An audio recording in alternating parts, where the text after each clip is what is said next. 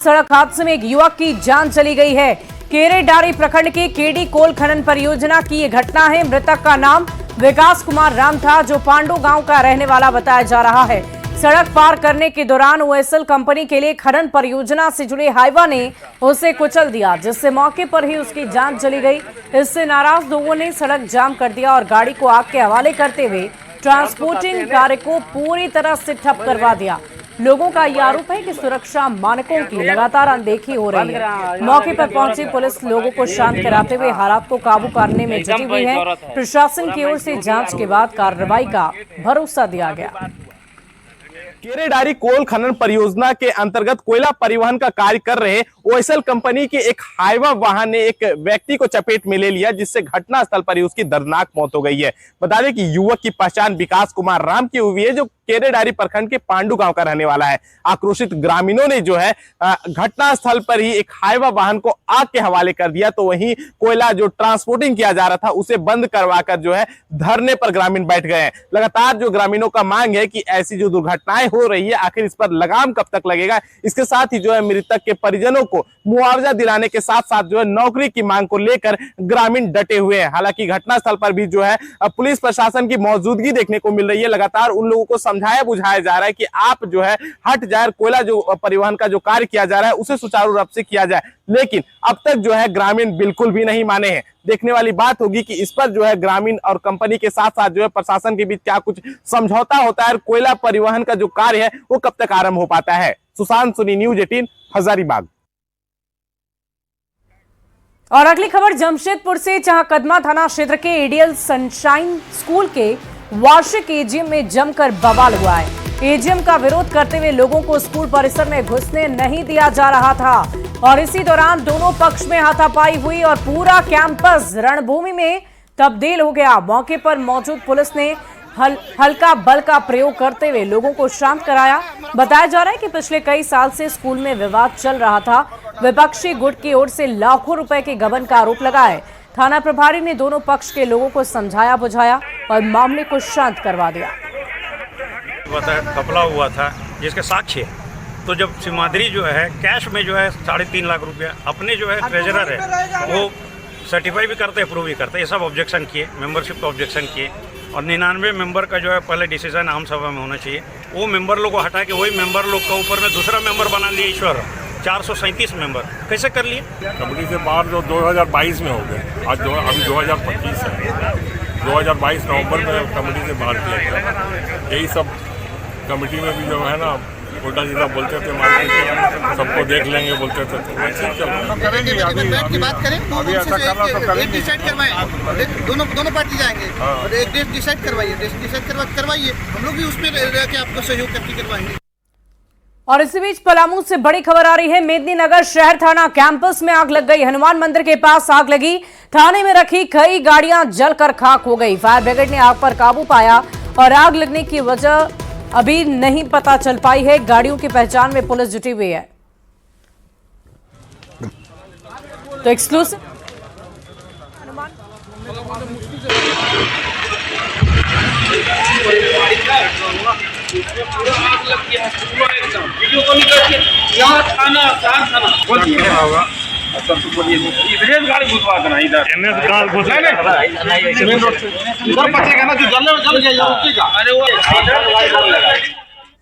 और अगली खबर हजारीबाग से, जहां जंगली इलाके में आए दिन आगजनी की खबरें आती रहती है। जाग प्रखंड में डाढ़ा गांव के जंगल में आग ने विकराल रूप ले लिया और जिससे कई एकड़ जंगल भूमि पर आग फैल गई। इससे पेड़ पौधे सहित जंगली जीवों को सीधा नुकसान पहुंचा।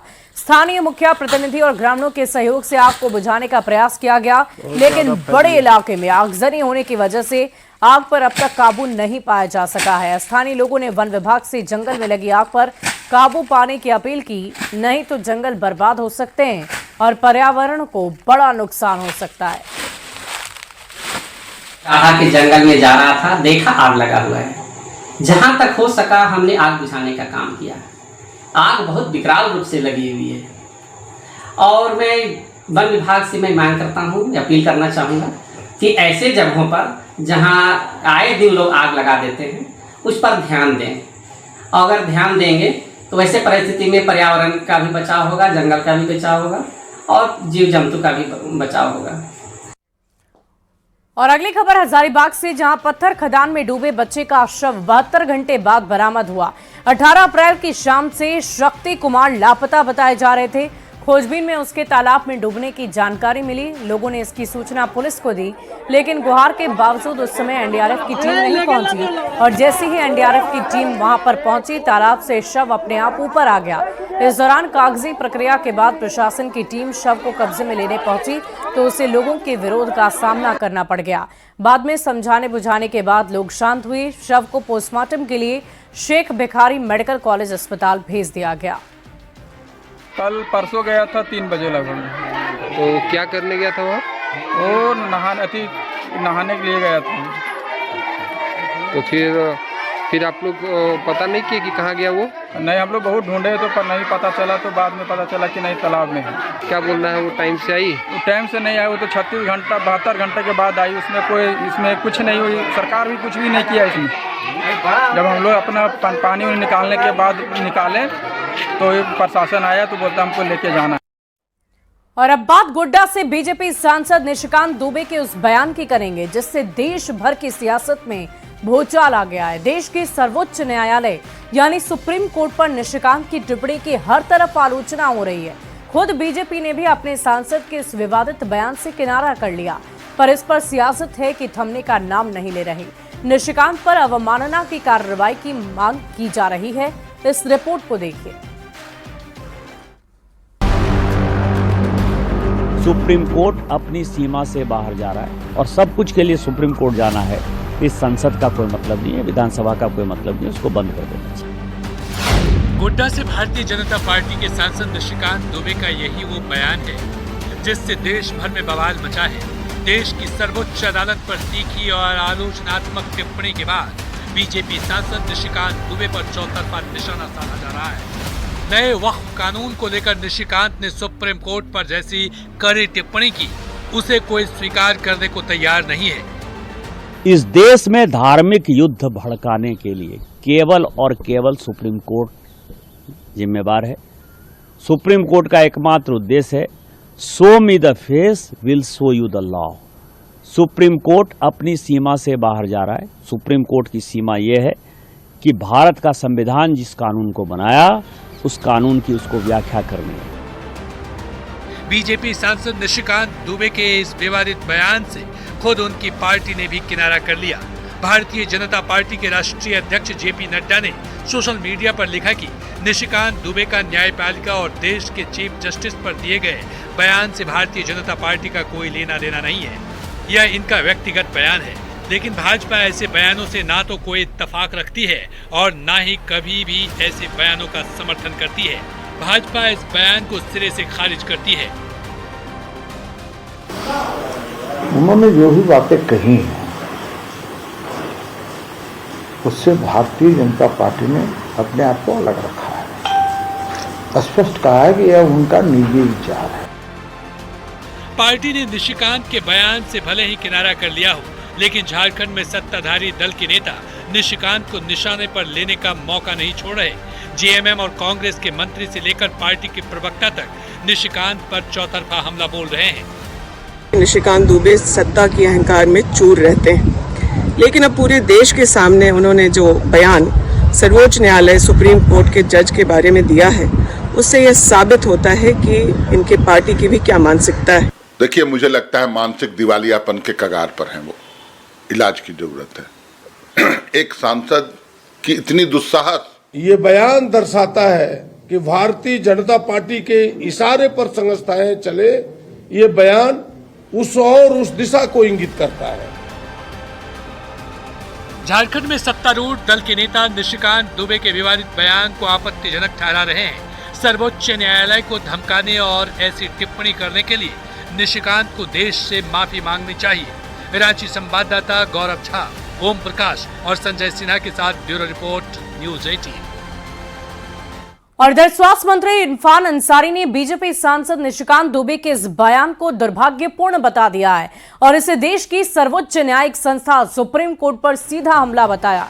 साथ ही ये भी कहा कि अगर देशवासी अभी भी नहीं जागे तो बीजेपी कानून व्यवस्था को भी खरीद लेगी। उन्होंने राष्ट्रपति और लोकसभा अध्यक्ष से सांसद निशिकांत दुबे को तत्काल बर्खास्त करने की मांग भी कर दी।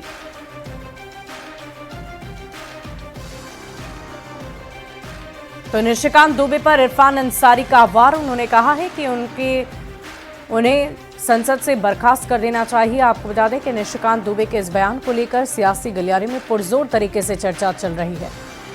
लो एकदम अत कर दिया, ये लोग हद पार कर दिया। सुप्रीम कोर्ट न्याय ये संवैधानिक संस्था है और इस संविधान से चलता है। भारतीय संविधान का एक प्रारूप है कोर्ट, उसकी इज्जत करनी चाहिए और बीजेपी के लोग इसकी धज्जी उड़ा रहे हैं। मैं फिर से कहना चाहता हूं कि ऐसे लोगों पर कठोर से कठोर कार्रवाई होनी चाहिए और निशिकांत दुबे जी का सजता रद्द होना चाहिए। वहीं चाईबासा की चक्रधर पर पहुंचे पूर्व मुख्यमंत्री अर्जुन मुंडा का बीजेपी नेताओं ने जोरदार स्वागत किया है। अर्जुन मुंडा ने इस मौके पर हेमंत सोरेन सरकार पर जमकर निशाना साधा। उन्होंने कहा कि राज्य सरकार का कोई विजन ही नहीं, जिससे राज्य में अनिश्चितता का माहौल है। उन्होंने कार्यकर्ताओं से कहा कि पार्टी के पक्ष में परिणाम नहीं आने से राज्य और राज्य के लोगों का जो नुकसान हो रहा है उसकी जानकारी भी लोगों को दी जाए। बीजेपी संगठन को मजबूत करने की अपील करते हुए उन्होंने आने वाले दिनों में पार्टी का परचम लहराने की उम्मीद जताई है। तो सबसे बड़ा कमी है कि इस राज्य को कहां लेके जाना है, उसका कोई विजन है न विजन स्टेटमेंट। महसूस कर रहे हैं कि आज हमारे परिणाम नहीं आने से जो राज्य को नुकसान हो और इसलिए इस चुनौती को स्वीकार करते हुए कार्यकर्ता अपनी सक्रियता बनाए रखें और निश्चित रूप से आने वाले दिनों में फिर से भारतीय जनता पार्टी का एक परचम लहराएगा। और इस बीच राजधानी रांची से बड़ी खबर का रुख कर लेंगे। बीआईटी ओपी इलाके में सड़क हादसा हो गया है। जैन समाज के 3 धर्मावलंबी घायल हो गए। अनियंत्रित कार ने तीनों को रौंद डाला। घायलों को अस्पताल भेजा गया। हादसे के बाद कार लेकर चालक फरार हो गए। सीसीटीवी के जरिए जांच में पुलिस जुटी हुई है। कैसी ये तस्वीर आई है दर्दनाक सड़क दुर्घटना की, वो आप टीवी स्क्रीन पर देख पा रहे होंगे। लाल घेरे में आपको ये कार रौंदती हुई नजर आ रही होगी। धर्मावलंबी हैं ये जो सड़क पर जा रहे थे। जैन समाज के ये तीनों थे और तीनों ही जख्मी बताए जा रहे हैं। फिलहाल पुलिस सीसीटीवी के माध्यम से जांच पड़ताल में जुटी हुई है।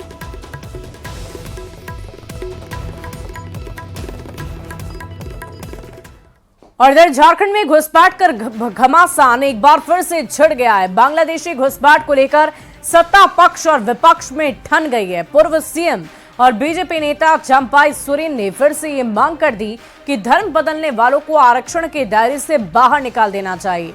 धर्मांतरण और बांग्लादेशी घुसपैठ पर और क्या कुछ कहा है चंपाई सोरेन ने, इस रिपोर्ट में आपको दिखाते हैं।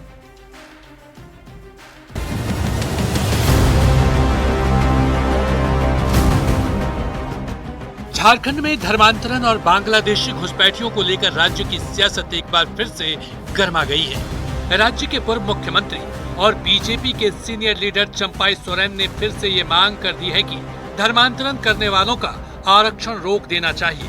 धर्म बदलने वालों को आरक्षण से बाहर निकाल देने की जरूरत है। हम शुरू करते हैं संताल परगना से। संताल परगना में बड़ी रफ्तार बढ़ा हुआ है धर्म परिवर्तन का। माने न CNT एक्ट लागू हो रहा है न SPT एक्ट लागू हो रहा है। बीजेपी के नेता बार बार धर्मांतरण और बांग्लादेशी घुसपैठ का मुद्दा उठा रहे हैं।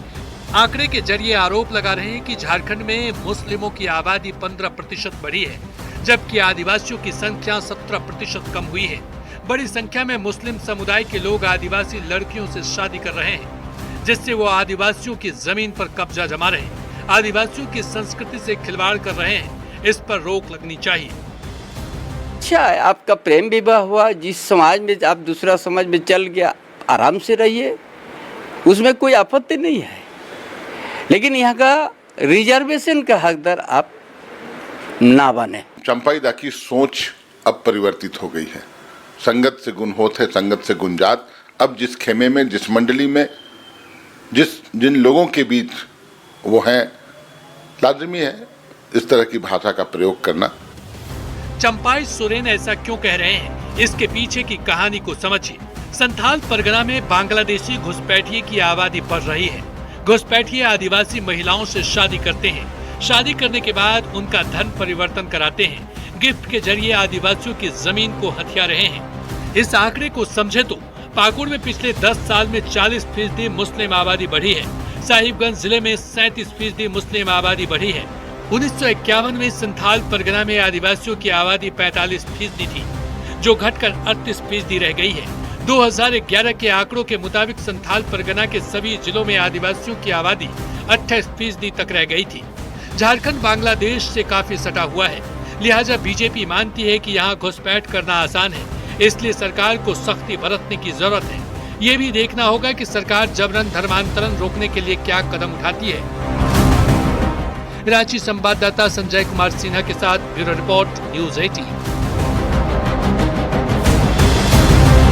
और अगली खबर जामताड़ा से आपको बताएंगे, जहां नाला विधानसभा के दालाबड़ काली मंदिर परिसर में वन नेशन वन इलेक्शन संगोष्ठी का आयोजन हुआ, जिसमें मुख्य अतिथि के रूप में पूर्व नेता प्रतिपक्ष अमर बाउरी शामिल हुए। इस दौरान उन्होंने मंत्री हाफिजुल के बयान को बेहद आपत्तिजनक बता दिया है। जेएमएम, कांग्रेस और आरजेडी तीनों पर निशाना साधते हुए कहा कि तीनों ही संविधान विरोधी है और बाबा साहेब भीमराव अम्बेडकर को प्रताड़ित करने वाली ताकतों के साथ मिले हुए हैं। मंत्री जो पद और गोपनीयता की शपथ लेता है, संविधान की रक्षा का शपथ लेता है और वो कहता है कि हम शरीयत से चलेंगे, हम शरीयत को मानने वाले लोग हैं, तो मुझे लगता है अगर लोकतंत्र और संविधान पे भरोसा हेमंत सोरेन जी माननीय मुख्यमंत्री जी का है तो इमीडिएट ऐसे मंत्रियों का इस्तीफा ले लेना चाहिए। तीनों ही संविधान विरोधी ताकतों के साथ मिली हुई है, बाबा साहेब आम्बेडकर को प्रताड़ित करने वाले लोगों के साथ मिली हुई है और इनका इच्छा ही है कि इस राज्य के अंदर और इस देश के अंदर शरिया कानून लागू हो। डॉक्टर राजकुमार जो विश्व प्रसिद्ध न्यूरो सर्जन है, उनको इसलिए हटा देता है, ऐसे हटाता है, ऐसे प्रताड़ित करके हटाता है क्योंकि उसके भ्रष्टाचार के वो साथी नहीं बनते हैं। तो आप साफ देखते हैं कि दलित आदिवासी का प्रेम इसको सिर्फ वोट बैंक तक ही दिखता है। और इधर धनबाद में वन नेशन वन इलेक्शन के मुद्दे पर चैंबर ऑफ कॉमर्स की ओर से संगोष्ठी का आयोजन हुआ और इसमें भी मुख्य अतिथि के रूप में सांसद ढुल्लू महतो के साथ झरिया धनबाद के विधायक मौजूद रहे। इस मौके पर बीजेपी सांसद ने कहा कि बीजेपी के साथ पूरे देश के लोगों की ये मांग है कि देश में एक साथ चुनाव हो। इस मांग के पूरा होने के समय के साथ संसाधन की भी बचत होगी। चैंबर अध्यक्ष ने भी वन नेशन वन इलेक्शन को देश हित में बता दिया।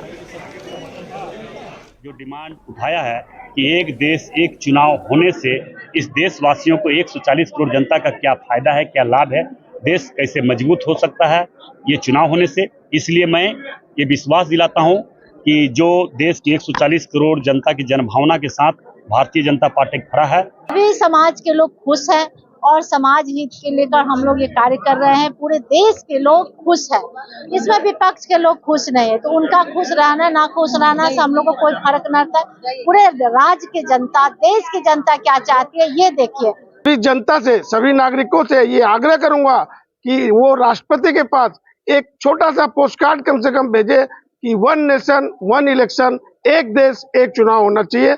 उससे देश की स्थिति मजबूत होगी, समय की बचत होगी। और इधर झारखंड में विपक्ष मैया सम्मान योजना के नाम पर राज्य की लाखों महिलाओं के साथ छल का आरोप कर रहा है। कई महिलाओं के खाते में अभी तक 7,500 की रकम नहीं आई और ऐसे में परेशान महिलाएं अंचल ऑफिस का चक्कर लगाने को विवश हो गई हैं। लोहरदगा विधायक और पूर्व वित्त मंत्री डॉक्टर रामेश्वर राव ने कई महिलाओं के खाते में पैसे नहीं जाने की समस्या को तकनीकी खराबी बता दिया और इसे जल्द दुरुस्त करने की बात कही। कि तकनीकी सुधार हो जाएगा, इसके बाद महीने महीने मिलेगा। अभी थोड़ा शुरू में दिक्कत होता है, शुरू में दिक्कत होता है, लेकिन बाद में एक बार सुलझा देगा। जैसे वेतन मिलता है लोगों को, वैसे इनको महीने मिलना शुरू हो जाएगा, समय लगेगा थोड़ा सा। और अगली खबर जमशेदपुर से, जहां 7 ट्रेन इंजन में लोको पायलट और को पायलट के लिए आधुनिक टॉयलेट का निर्माण हुआ है। साथ ही लगभग 1450 ट्रेन के इंजनों में एसी भी लगा दिए गए। टाटा नगर रेलवे स्टेशन में ईस्टर्न इंडिया की तरफ से ये निर्माण हुआ। पहली बार आधुनिक टॉयलेट और एसी युक्त लोको पायलट के लिए ट्रेन इंजनों का निर्माण करके दिया गया। ट्रेन के कोच में बाथरूम में एसी की सुविधा रहती है, लेकिन लोको पायलट में के इंजन में ना तो एसी की सुविधा होती है और ना ही शौचालय की, जिससे लोको पायलट को काफी परेशानी होती थी। ये पहले देश के आपको बता दें कि ये पहल नई की गई है और देश के प्रधानमंत्री नरेंद्र मोदी ने उन चालकों के लिए इस पहल की शुरुआत की जो कि ट्रेन या गुड्स ट्रेन चलाते हैं। पहले स्लॉट में सभी 1450 गुड्स ट्रेन के लिए इसका उपयोग होगा और फिर एक्सप्रेस और मेल ट्रेनों में भी इसका निर्माण कराया जाएगा। और अगली खबर जमशेदपुर से है, जहां पूर्वी विधायक पूर्णिमा दास साहू का एक वीडियो सोशल मीडिया पर बहुत तेजी से वायरल हो रहा है। वायरल वीडियो में पूर्णिमा साहू साइकिल चलाते नजर आ रही हैं। विधायक अपनी बेटी को पीछे बिठाकर साइकिल चलाते दिखे। झारखंड के पूर्व मुख्यमंत्री रघुवर दास की बहू और विधायक पूर्णिमा दास साहू साइकिल चलाते हुए स्कूल चले हम और बेटी बचाओ बेटी पढ़ाओ का नारा लगाते भी नजर आ रही हैं।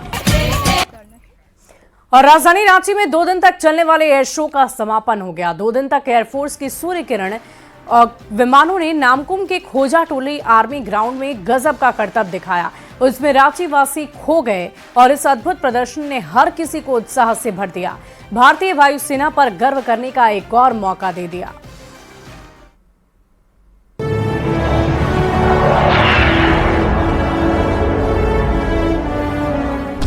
रांची के आसमान में दिखा वायुसेना का शौर्य। वायुसेना के विमान से लहराया तिरंगा। जाबाज जवानों ने दिखाए हैरत अंगेज करतब। रांची के नामकुम आर्मी ग्राउंड भारतीय वायुसेना ने एयर शो के जरिए अपना शौर्य दिखाया। 2 दिवसीय एयर शो के आखिरी दिन रांची वासियों ने आसमान में सेना का शौर्य देखा। आसमानी करतब देख वहां मौजूद तमाम लोग मंत्रमुग्ध हो गए।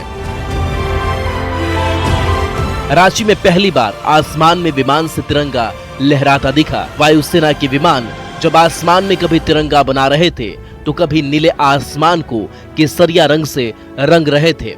इस अद्भुत दृश्य को देखकर लोगों के रोंगटे खड़े हो गए। 2 दिवसीय एयर शो का आज समापन राजधानी रांची के आर्मी ग्राउंड में हो चुका है। लोगों में भी उत्साह है। ये एयर शो सिर्फ एरोबेटिक्स के बारे में नहीं है, बल्कि ये भारतीय वायुसेना के जुनून, अनुशासन और भावना का उत्सव है। रांची में पहली बार 9 विमान इतने करीब और कम ऊंचाई पर अपना करतब दिखाए। रांची के आसमान में इंडियन एयरफोर्स की सूर्य किरण टीम के 9 हॉक फाइटर विमान हैरत अंगेज करतब दिखाए। भारतीय वायुसेना के अदम्य साहस से परिचय राजधानी रांची समेत पूरे झारखंड के लोगों को कराया। इस शो को लेकर लोगों में गजब का एक्साइटमेंट रहा। ऐसा इसलिए क्योंकि रांची में ये पहली बार हुआ। रांची में पहली बार भारतीय वायुसेना का एयर शो हुआ, जिसे देखने के लिए हर उम्र के लोग पहुंचे। चाहे बच्चे हो या नौजवान, महिलाएं हो या पुरुष, हर किसी ने भारतीय वायुसेना के शौर्य को देखा। आसमान में जब वायुसेना ने अपना करतब दिखाना शुरू किया तो हर किसी की आंखें फटी रह गई। वायुसेना के इस शौर्य और पराक्रम को देखकर बच्चे काफी प्रभावित दिखे। प्रदर्शन देखने गए लोग रोमांच से भर गए और जाबाज जवानों को नीचे से ही सैल्यूट किया। वायुसेना के पराक्रम को देखने के लिए यहाँ बड़ी संख्या में स्कूली बच्चे भी पहुंचे थे। वायुसेना ने इस दौरान कई तरह के करतब दिखाए, जिसे देखकर वहां मौजूद तमाम लोग न सिर्फ हैरान रह गए, बल्कि जाबाज जवानों के करतब ने उन्हें गर्व से भर दिया। ये नया भारत है, न डरता है न झुकता है। दुनिया के सतत राष्ट्र के राष्ट्राध्यक्ष से आंख में आंख डालकर बात करता है। नया भारत। न्यूज़ 18 के लिए रांची से गौरव झा के साथ ब्यूरो रिपोर्ट।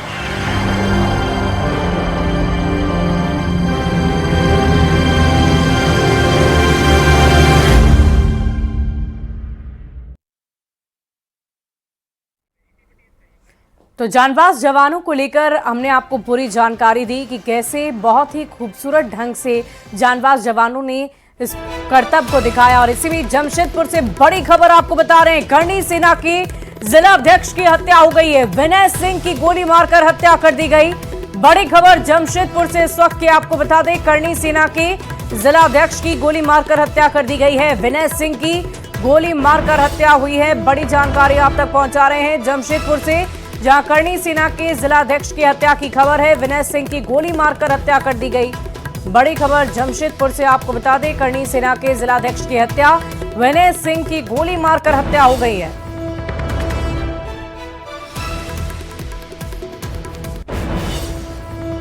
और फिलहाल इस बुलेटिन में